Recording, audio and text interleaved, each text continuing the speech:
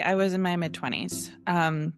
I was working with a counselor about what we were framing as social anxiety, this thing that kept happening when I was in, more group settings, social settings, when I would start to be hyper aware of everything around me and have a difficult time participating. And after a few weeks of talking about this social anxiety, I just kind of drew a line in the sand. I was like, I know what that feels like. That's what networking feels like. There's no fear in this. At that point, I really knew very little about high masking autism. Um, and I just sort of sat with that for a little bit until I went to med school. And I started to realize that I needed accommodations.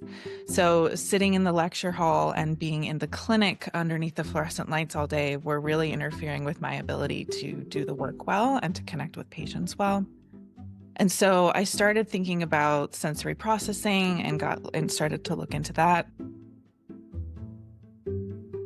I don't know that I knew that I was specifically different, but I was always fascinated by how other people think. So I think my guess was that everyone thought that drastically differently from each other, and we were just somehow managing to get through things. So it took, I was older before I understood that there was something more specifically different or a pattern about my differences that, other people could relate to.